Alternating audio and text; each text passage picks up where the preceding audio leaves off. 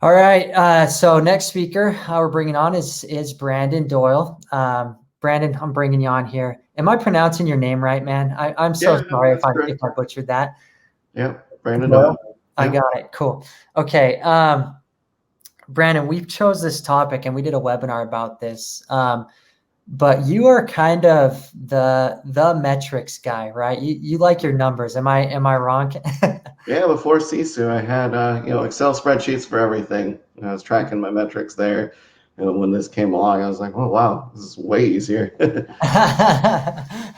um, and so much so, I remember when we first started talking, you actually wrote a book that is about metrics in real estate. Maybe you could tell us a little bit about that. Yeah, so I've actually written three books now. Our first book was called Mindset, Method, and Metrics. I co-authored that with two other guys here in Minnesota. And my focus on that was really the metric side of things, just measuring, where I'm spending money in marketing and what the impact is.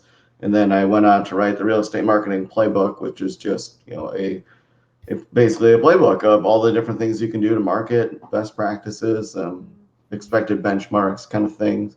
And then last year I released Success Rate Marketing, and that's just for all small businesses, but taking those same concepts of like really looking backwards at the previous year to identify what it took to create a sale, and then using that to forecast your goal and then hold yourself accountable.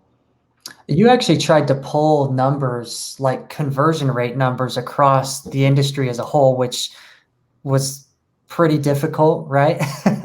Yeah, so what I was doing was every time I'd get in a mastermind group, I would just ask everyone, what are you doing to get business, and what kind of ratios are you seeing? And then I would compile those and average them out. Obviously, there are some outliers where people are extremely good, or it could have just been they were tracking their numbers in a different way. So that I kind of eliminated some of the ones that were skewing it. But yeah, I boiled it down to see like what does it take to get a sale? If I want to door knock, how many doors do I have to go? If I want to mail postcards, how many should I mail? If I'm going to spend money on Zillow, Realtor.com, or like a pay-per-click website, how much do I need to spend? And how many contacts do I need? And so Mhm. when you start to quantify what it takes, to get the results you're looking for, it's a lot easier to forecast and to budget and really that accountability piece. So instead of just kind of living your life every day, waking up and hoping that you're going to get a sale, just knowing that if you complete these tasks, if you have this number of conversations, or you're spending this amount of money in the right places, you know that you should most likely hit your goals, and that's worked out really well for us. Yeah. Maybe a little background on your team and what you're doing as far as business this year and maybe where you hope to take it in 2021. Yeah, so it's kind of interesting. I joined my father in the business about 8 years ago, and I think about 6 or so years ago, we started a team. We've got an assistant, and we had gotten up to about four. We were hovering around four or five other agents that we were working with, buying leads from them online mostly, and spending a lot of time like helping them grow their business. And just by tracking everything and using the dashboard, we were able to help like hold them accountable. And we kind of had the scoreboard going on in our office, which was fun. We did a lot of incentives around that. But actually, at the end of last year, we really took a deep look at our numbers and said, we either need to grow and become a team of like 10, 15, become more profitable and to get out of sales, the day-to-day sales, or we need to go the other direction and become smaller again. Okay. And we actually ended up becoming smaller. So now it's just my father and I, and we've got an administrative assistant. But this year we've done like 70 deals so far. Oh, wow. And so the interesting thing is that our overall gross number really didn't go down very much. Our expenses went way down. I was able to cut about 60,000 from our profit and loss statement, and then of that overall impact to my net, I'm like up like 50,000 for the year, Okay. and I'm working less. So when I divide out, what I'm making, my real net after taking in all these expenses into account, and then dividing it by how many number or hours I've worked, my hourly rate has actually just skyrocketed year over year. So personally, I'm really happy with that. We kind of decided we don't really want to be the number one team or the biggest. We want to be small and mighty, and that's been working out really well for us. It was an efficiency move, and you were able to make that efficiency move because you're just looking at the numbers and figuring out where you can cut out and how you can maximize your, it's all about how much return you're going to get for your output, right? And Yeah, I think you and it find, allowed us to have very real conversations with people that needed to happen, and just say, here's what we spent, here's the expectation, here's how things worked out. This isn't profitable for us, or it's not profitable enough. It's not worth my time. So we can either A, fix this, or B, we can just part ways.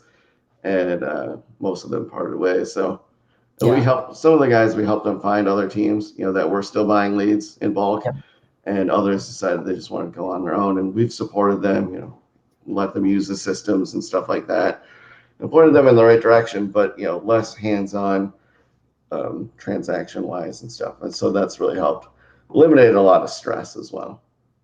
it's interesting because we were just talking with Jared, who and I think we're getting this theme, and I've been hearing this a lot, but a lot of people when COVID hit, it was like, well, we're pivoting, we're going to shift, we're going to adjust our business, right? Mm-hmm. For Jared, it was let's slow down because I still want to build this team and go big with it. And they were at a spot where they weren't efficient. For you, it was, even cutting out. I think a lot of times there's just too much going on in the business, and you can really minimalize and see some success there. So it's cool to hear your perspective on that. Um, where did you start? I mean, when you start looking at these numbers and you're like really starting to analyze things and thinking you need to make a shift, was it lead conversion? Was it overall profitability? I mean, where did you start as far as the numbers go? I think the biggest thing for me was cost per sale and return on investment, annualized. So just how much did I spend on marketing in this category for the year? How many sales did I get? And then, was it profitable? If yes, then, keep doing it. Maybe tweak it a little bit to make it more profitable. But if it's not making money, then just got to stop doing it, or Mm-hmm. change something. And there's categories where we were making money on it, but it was like, it's just not enough. So it wasn't worth the risk, and it wasn't worth the time. And we've got other areas where, I'm sure most agents can relate. Their sphere of influence, past client referrals are huge. For us, we get a ton of leads just organically from our website, because I've been, writing about neighborhoods for years. And that's just like really easy business for us, because literally the people call and say, oh, yeah, we're looking to sell or buy, and come work with us, versus like the pay per click where we're having to make all these calls and people are like never answering their phone. It just didn't feel like a good use of time. And then we were really early in with Zillow, and that was super profitable for us for a long time. But then the last like 2-3 years, like they've made all these changes and they've increased their costs, and it wasn't a mutual thing anymore. It was not a win-win, and we expressed our concerns throughout all these changes, and we just didn't feel we were being listened to. And clearly, like looking at the numbers, it wasn't working in our favor. Mm-hmm. So like one year, my team members were making money, but I wasn't, and that's fine as long as I'm getting other business from it as well, and it helps with our organic placement and people finding us.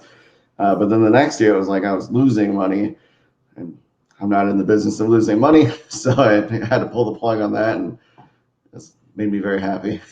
Well, and I've had people that, team leaders that have had very real conversation with their agents to say, look, we're buying Zillow leads or we're buying whatever type of leads it is. And, here's the numbers. This is how many we're bringing in. This is how many are converting. And here's the loss that the company's taking on, with these leads. So, there's two options here. We are thinking we might take this money out of this one lead source. We're going to go pump it into something else where we think we can get a better return. Or if you want to keep getting Zillow or Realtor, whatever, if you want to keep getting these leads because you like them and you feel like there's value and there's business there, that's fine. We just need to adjust the split so the team's not taking loss, right? That conversation is so much easier to have if you've got graphs and numbers and just the evidence, and it's not just anecdotal, right? You get what I'm saying? Yeah, and we were at 50-50 split with the buyers, for Zillow and for anything that we generated.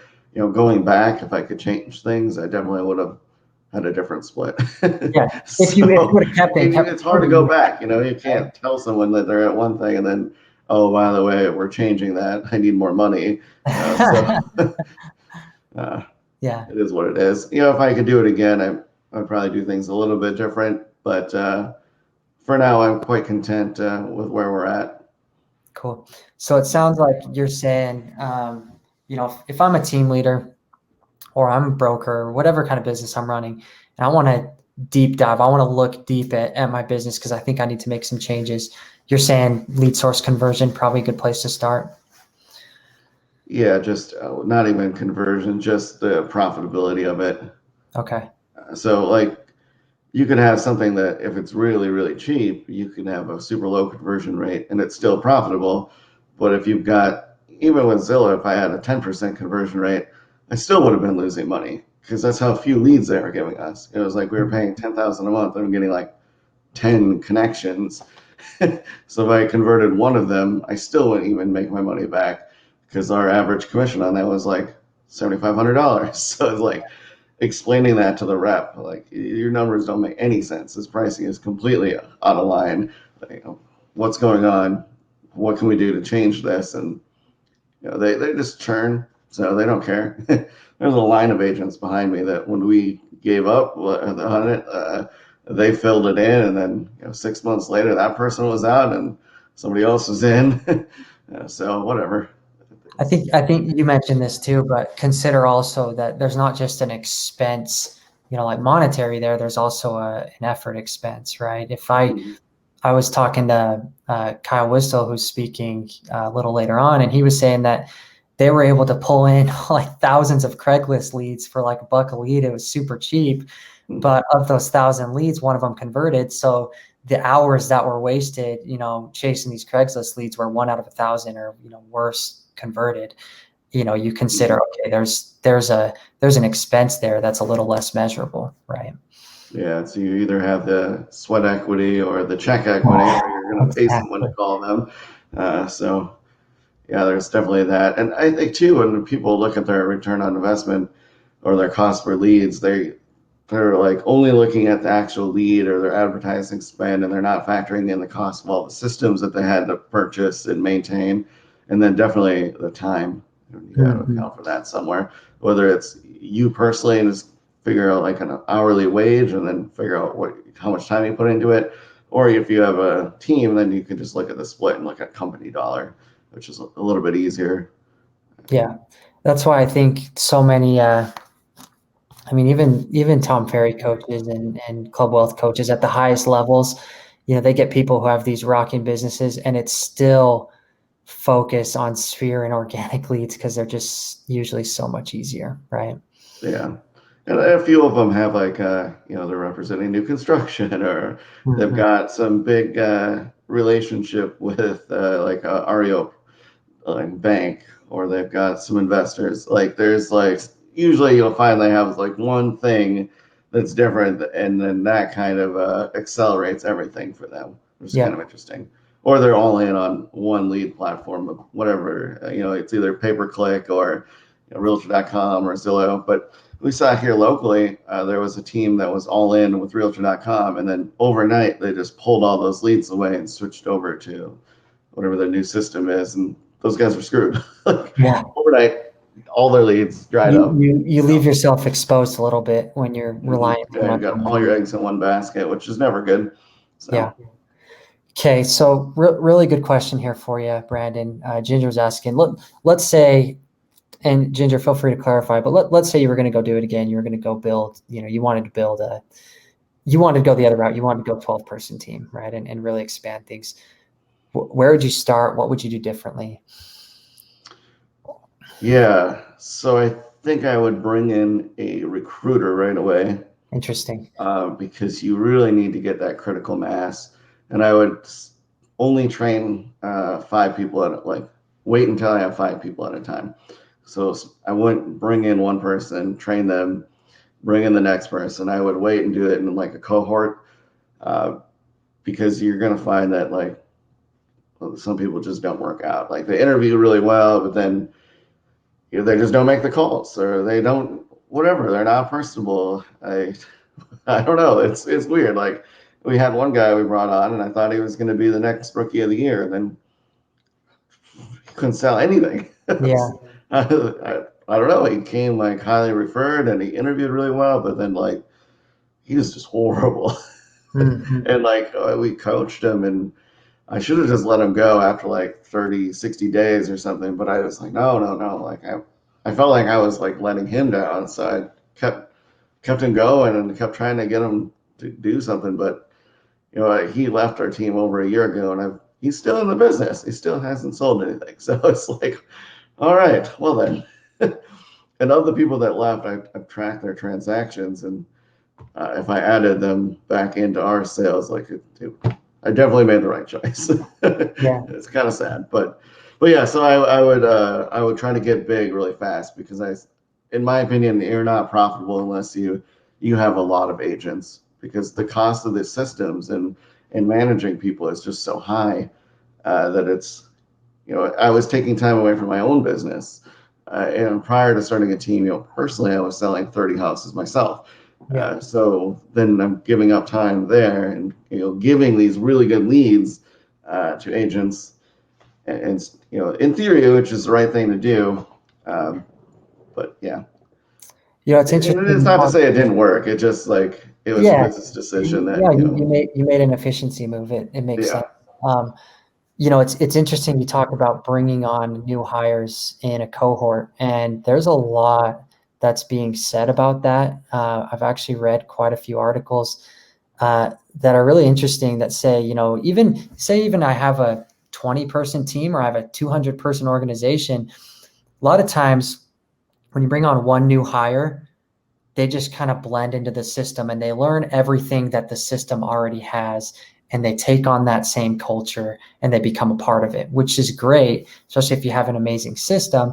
But a lot of times you lose that person's the individuality, what they could have brought from their old experience and actually change things, right? So when you bring people in as a cohort, say 2 to 5 people, and you kind of isolate them a little bit so they can learn on their own and almost break the mold a little bit. Obviously still in a good way, but in a way that they can come in and actually make a change on your culture and teach the people who have been there forever, hey, here are some things that could be done differently, and we're doing them. And it's just part of the way that we came into the system, the way that we were trained. So I love that you say that you'd bring these people in, and then there's the efficiency bonus of training 5 people at once versus one and one, and you're always training, Mm-hmm. right? Yeah, I So think I actually learned that from Chris Waters. So okay, yeah. yeah, He's a great good, guy. smart He's got dude. an Yeah, awesome book, Millionaire Real Estate Team or something like that. yeah, $1 Million Real Estate Team. million It's a really dollar. good one. I I highly think it's recommend like it if you're free, growing a right? team. I'm pretty sure Chris does give it away for free or really cheap. So Oh, there you go. But he does a good job of like breaking out by step. And I kind of like realized what step we were at and what it would take to go to the next step. And I was like, yeah, that doesn't look like me. Like I don't think I actually want to do that. I think I want to go the other way. So which is fine, whatever.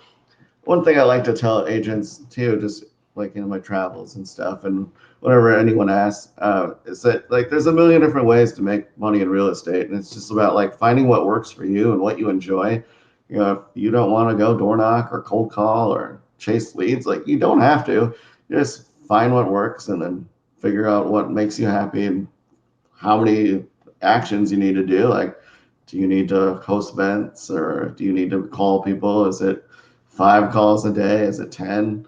Whatever it is, just figure that out and then do it, and you should be set. And if you focus on your hourly net instead of like this big gross number, like yeah, sure, it'd be fun to say I made $1 million in real estate in 1 year, but if you're you know only 10% profitable and you're taking home 100,000, well, I'd certainly rather make 200,000 and do like 60 deals, like so. I think just focusing on the net and is a much better approach and less stressful. for sure. And I think we're kind of getting into this next question, which Ginger, keep the questions coming. But you talked about recruiting. You talked about back to this whole question of how would you do it again if you were going to do it again. What would you change on lead? I mean, would you start throwing money? Where would you even start with that? Yeah. So I've heard people, some team leaders paying out as little as 25% on Zillow, which is, I don't know how they get people to accept that, but it is what it is. Uh, I would probably do like 40, 60 with the housekeeping 60 for Zillow. But the problem was that like you don't control the costs with Zillow. So like they're just going to keep raising costs and you're always going to be in that same position. So to do it differently, I would just control the lead source. That's pretty easy to do, honestly. If you just invest in other things, pay per click is fine. We do a lot with organic leads, so like we come up really high on Google, and we just get those like come list me type calls, which work out really well for us.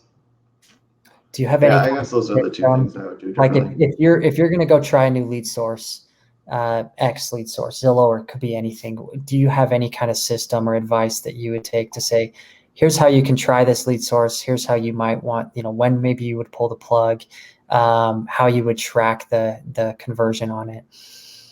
Yeah, that's a great question. So I always tell people, the minimum was 6 months, ideally a year, because like these things take time. Depending on what the cash conversion cycle looks like for a lead source, some of them could be over a year. Yeah. I mean, we've got leads that we're still converting that are over 2 years old. So Yeah. it's hard to say that something didn't work if it just haven't been paid on it yet. You could use the analogy like the miner that's mining for gold, and then he stops and he's 6 inches away, and the next person comes along and just chip, chip, chip. There you go, get all the gold. Um, so yeah, I guess I would say 6 months to a year, and then I would also talk to like everyone that else that that's like already using the lead source to see like what's the minimum benchmark. Because if it's going to take $500 a month to even make any impact, then if you're not willing to spend that much, then you just shouldn't do it.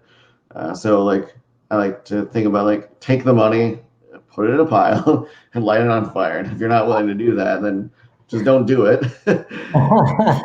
But kind of having that benchmark and then constantly looking at like, okay, how much am I paying for leads? How much, just make sure it looks good as you go. You work your way through the funnel.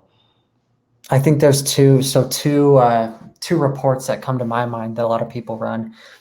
And obviously there are reports in Sisu as well as your lead source ROI. So in Sisu, we got two little graphs that show basically your expense versus your profit, right? That's a big one. And then the other thing that you mentioned was the days to closing, right? So can you run an average across all your leads and say, here's the day the lead was generated, here's the day that it closed, and this is a typical, from generation to closing, here's our average on this lead source, right? Those are sounds like two reports that could help you evaluate a lead source. And you're saying give it 6 months at least, ideally give it a year, right? Yeah, definitely. Interesting.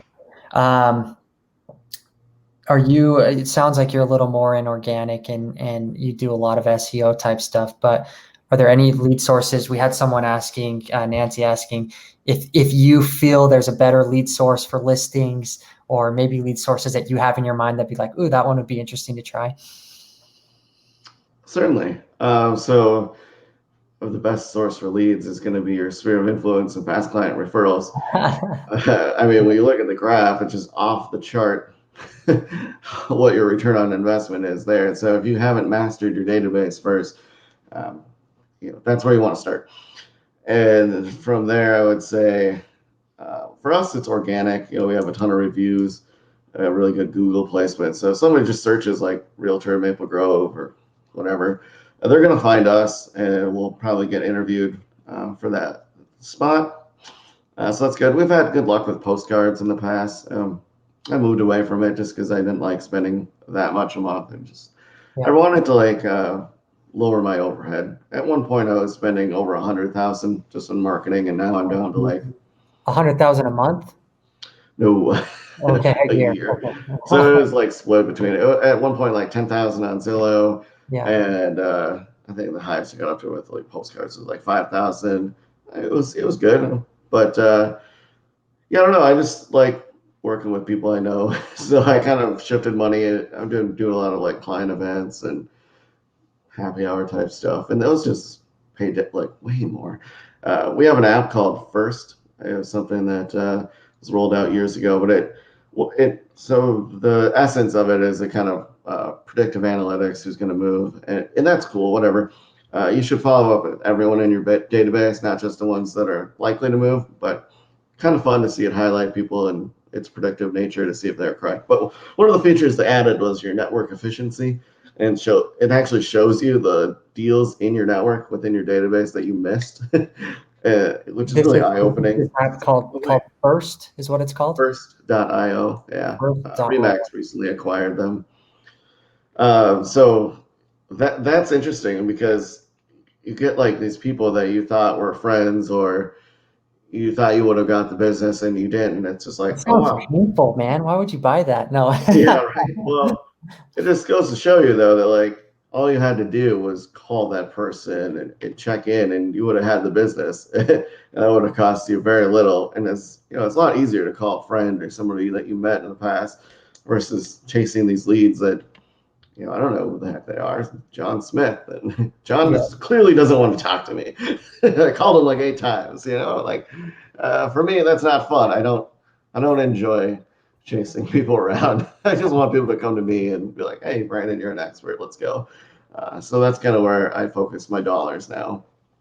Not Cool. to say that all this other stuff isn't profitable. I've tested it all and I've gotten it all to be profitable. I just don't like doing it anymore, to be honest.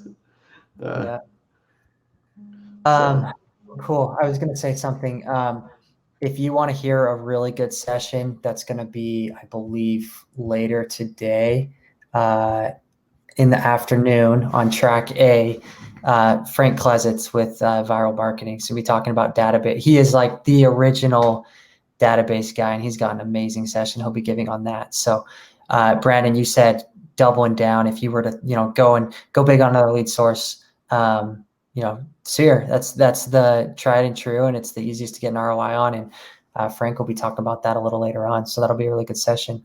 yeah, and then just having multiple columns, so you have Totally. your main column, your sphere, and then maybe network referrals, maybe it's online organic stuff, maybe it's pay-per-click, maybe you partnered with one of the big portals, maybe you're doing postcards, just finding what works for you and then having all these pillars so that you're not just reliant on one source. And then as you grow, you can add more pillars. Uh, or if you're like us, you go the other way, you just start knocking them down and not worrying about them anymore. Less Yeah. is more for me. That's Yeah. all.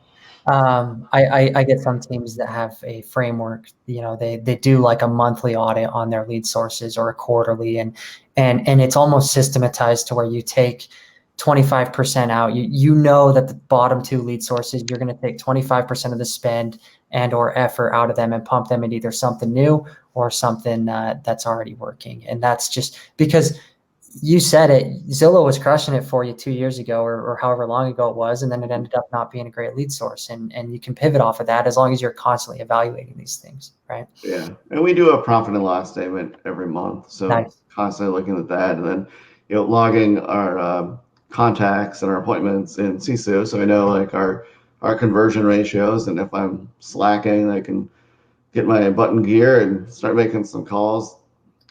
So yeah, I think I'm at like 42 contacts to a sale right now. So it Okay. seems like it's pretty on par. And obviously, for everyone, it's going to be different because what you consider a contact and what I consider a contact could be different.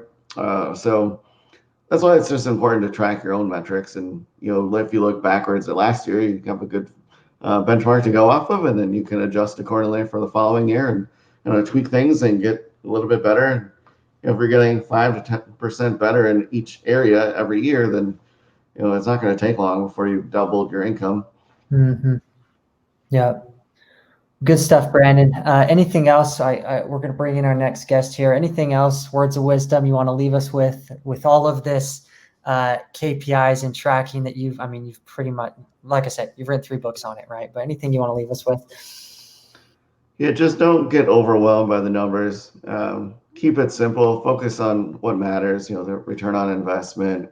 is this lead source profitable? And then from there, you can kind of get deeper into the cost per lead, cost per sale, conversion ratio, um, and working your way down the sales funnel.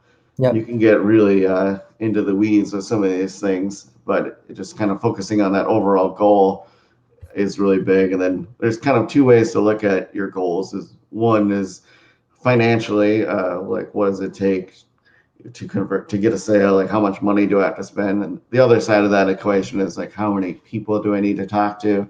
If I start with all of these leads and then only a handful of them actually pick up the phone or like reply to your emails or you're able to have a conversation with, and then only a certain percent of those will actually set up an appointment, and then of those only a certain percentage are qualified, and then of those it dwindles down. And so you kind of start with a big number and work your way down to your goal of getting a sale, and just understanding at each stage you can tweak things just a little bit, and that if when you add that all together, that's a really big impact on your overall return. So Yep. Little tweaks, couple percents here and there, and it adds up. So cool, Brandon. Well, thanks for coming on, man. I really appreciate it. We'll let you go here. I'm going to bring Josh in, and we'll keep this thing going. We really appreciate it. all right, take care. Yeah, we'll see you, Brandon.